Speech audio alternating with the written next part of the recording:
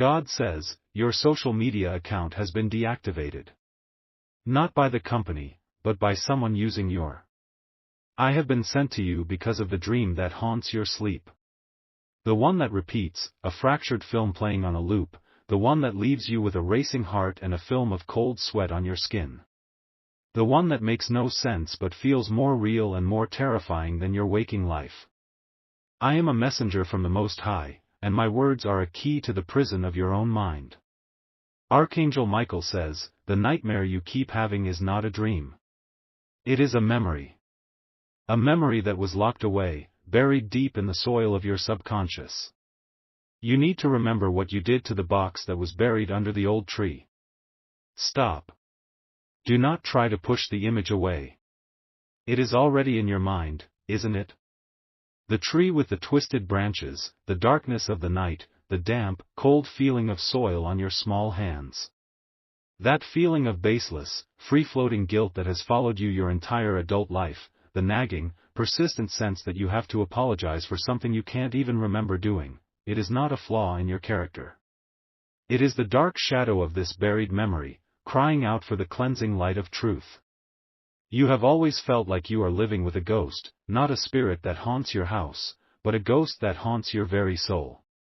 It is the ghost of this forgotten act, an act you were forced to perform when you were too young, too innocent to understand its terrible significance.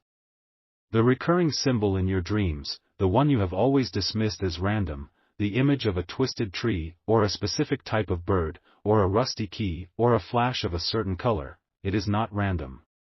It is a divine signpost, a breadcrumb from heaven, pointing you back down the forgotten, overgrown path, back to the memory you were forced, and sworn, to forget. This is a word of divine and extreme urgency for you, in your home in Darbhanga, on this day, Saturday, September 27th. The spiritual lock that was placed on this memory is ancient and powerful, but it is weakening.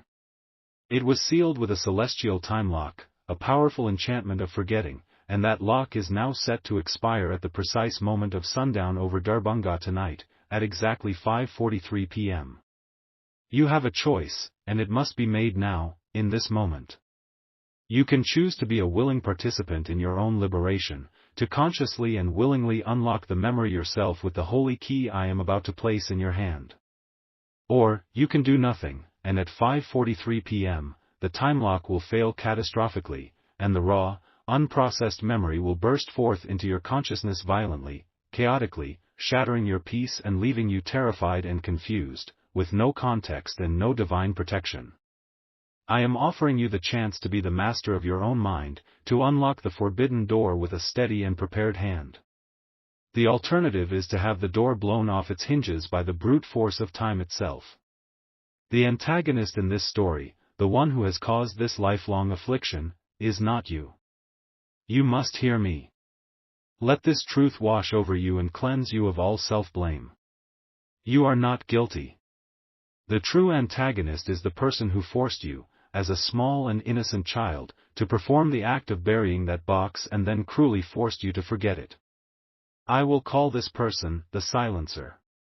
This was an adult in your childhood, a parent, a beloved relative, a trusted family friend, someone who was desperately trying to hide something of their own, something dark, shameful, and damning. The great and profound injustice is that the silencer used you, a pure and innocent child, as an unwitting accomplice to hide their own great secret, their own terrible crime. What was in that box? It was the evidence of the silencer's own sin or betrayal. It may have been love letters from a secret affair that would have destroyed a family.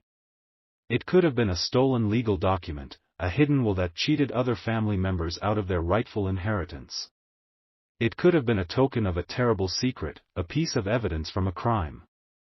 The silencer, in their profound cowardice and selfishness, forced you to bury the box, and then they used fear, or manipulation, or a form of hypnotic command to make you forget the event, effectively turning your own precious and holy mind into the final, perfect lockbox for their dark and festering secret.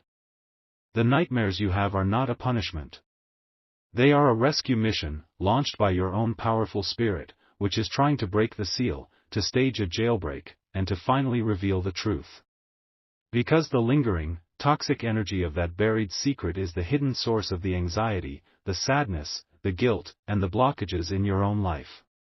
It has been poisoning you from a distance for years. This is the hidden, supernatural reason for your feeling of having a dark secret that you cannot even name. It is the root of your fear of your own subconscious, your own dreams. You have been afraid of your own mind, of the darkness you thought was lurking there, of the guilt you thought was yours. My child, listen to me. The darkness was never in you. It was forced upon you. You are not the perpetrator of the crime. You are the secret's unwilling warden, and your long, unjust sentence is about to gloriously end. The divine reversal is at hand. The silencer feels the spiritual lock on your memory weakening. They are becoming paranoid, agitated, restless in their sleep. They are having nightmares of their own. They are terrified that the truth you hold, the truth they buried inside of you, is about to be unearthed. And their growing fear is making them careless. The full exposure of the silencer will come soon. They will make a mistake. They will try to subtly probe your memory, to see if you remember anything from that time. They will ask a strange, seemingly innocent question about your childhood, about that old house, about a specific tree. Or they will mention the weather on a particular day, or a piece of clothing you used to wear. And the question, the detail, will feel wrong. It will feel heavy and significant. It will be a divine sign to you that you are on the right path, that the truth is about to break the surface. Now, you must prepare your own mind for the coming revelation. You must perform a simple ritual to anoint your senses for the recovery of this sacred and liberating memory. Your hand was the hand that touched the soil, that held the box, that did the burying all those years ago. Now, that same hand will be the hand that does the remembering. We will anoint it and consecrate it for the holy purpose of revelation. Go outside, or to a window where you can see the earth. You will take a small amount of water. You will dip your index finger in the water. On the palm of your other hand, you will draw a circle with the cool water. Then, you will draw a cross in the middle of the circle. This sacred and ancient symbol is a spiritual target, a destination for your memory. It is a divine command to your subconscious mind to return to the precise location of the memory, to the place where the X marks the spot in your own soul's history. You are giving your own mind, your own soul, divine permission to finally remember. You are telling your spirit that it is now safe to reveal what it has so bravely protected for all these years. The memory is ready to surface. You are now ready to receive it. Now, hold your anointed palm up. Press it against your forehead, directly over your third eye. You are transferring the divine map, the target, directly to your mind's eye. Hold it there. The memory is not a monster. It is a scared child, you, who needs to be rescued. And you are the one who is coming to bring it home. The silencer's power is broken. Your mind is your own again. Wait. The memory is fighting back. The silencer, in their cunning, placed a powerful spiritual ward on it, a curse of confusion and fear. I can feel it resisting me, trying to cloud this divine transmission with static and doubt. We must break it from another, more powerful angle. Now, clench your fists. As tight as you can. Squeeze until your knuckles are white. Feel the tension. This is the tension of the secret you have been holding for decades, the pressure of a memory screaming to be released. Now, open your hands, stretching your fingers as wide as you can. Release it. You are not the keeper of this secret anymore. You are not the warden. You are its judge, and you have just declared it free.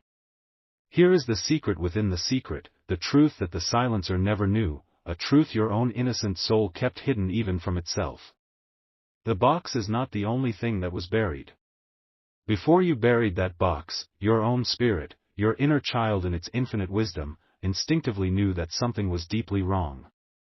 Without the silencer noticing, you took one small thing out of that box. A single, old key. A small, heart-shaped locket. A single, folded, yellowed page from a letter. And you, as a child, hid this object somewhere else, somewhere safe, somewhere that felt special to you. This object, my child, is the real key. The nightmare is not just about the buried box, it is about the location of this hidden, powerful, and tangible piece of evidence that your own subconscious has been protecting for you all these years. The box is the evidence of the crime, but the object you saved is the key that unlocks the silencer's motive and their identity. This creates a new and electrifying urgency. The silencer is getting old, or sick, or their life is unraveling. Their own spiritual power to suppress your memory is weakening by the day. They are now psychically searching for the location of the box, desperate to secure their secret one last time before they die. The sundown deadline of 5:43 p.m. is not just when your memory is set to break free, it is the moment the silencer's desperation will peak. It is the moment they will make a foolish move in the physical world to try and retrieve the box, a move that could expose or even harm you in the process. You must remember, and you must act first. You must remember where you hid your secret treasure, the key, the true evidence, before the silencer comes looking for the decoy. The race is no longer just for a memory, it is for the control of the truth itself. You, who have received this secret, are no longer a victim of a forgotten past, you are the hero of your own story, the divine detective on the verge of solving the case. Your next action is a declaration of divine revelation, a command to your own mind to give up its most protected secret. Go to the comments section right now. This is not for others to see, it is for you to declare. Type with the conviction of a cartographer who has just discovered a new continent in their own soul, the map is in my mind. As you type this, you are giving your subconscious its final permission slip. You are telling it that the war is over, and the secret guardian can come home. As a sign that this is working, you will suddenly see a toy from your childhood, or something that reminds you of it with a powerful jolt. You will hear a song you loved as a child but have not heard in years. And you will find a small, misplaced object of your own in an unlikely place, a beautiful symbol of your own mind's ability to now find what has been hidden for decades. The grand restoration will be the moment of the flashbulb memory. It will not be a slow, painful process. After you have performed the ritual and made your declaration, you will be going about your day, and you will look at something ordinary in your home, a loose floorboard, a crack in the wall, the back of an old drawer, and a trigger will fire. The entire, complete memory will flood back into your mind with a perfect, cinematic clarity. You will see the silencer's face. You will see the contents of the box. You will remember taking the small, secret object. And you will remember, with absolute certainty, the exact, secret, childhood hiding spot where you put it. The restoration will be the immediate, glorious lifting of the baseless guilt you have carried for so long, and it will be replaced by a cold, righteous, and empowering clarity. Listen to me. A man from Charleston, South Carolina, named James, had a recurring nightmare his whole life about a rusty garden trowel. He received a message like this one. The ritual of water on his palm led him to remember, vaguely, burying a small tin box for his grandmother as a boy. The pattern interrupt, the secret within the secret, helped him remember the most crucial detail, taking out a single, strange-looking, antique key before he reburied the box. He remembered hiding it in a loose brick at the back of his childhood closet. He went back to his parents' house, and the brick and the key were still there. That key opened a hidden safe deposit box his grandmother owned. Inside was the original, true deed to the family home, leaving it to James, not his uncle who was currently living there and trying to sell it. His grandmother, the silencer, had forced him to bury the box to hide the true will from her greedy, untrustworthy son, and her death had sealed the memory until this divine moment. Do you see? The memory is your inheritance. There is someone you know who is also haunted by a past they cannot name. Share this video. You are sending them a map to their own hidden treasure. Now, listen to this message again. The first time, you heard it as a prisoner of your past. The second time, listen to it as the detective who is about to solve the case. The exact location where you hid the secret object will become painfully, beautifully, and wonderfully obvious to you. If you are ready to dig up the past, to expose the truth, and to reclaim your own mind, seal it now with this final, powerful declaration: my memory is restored.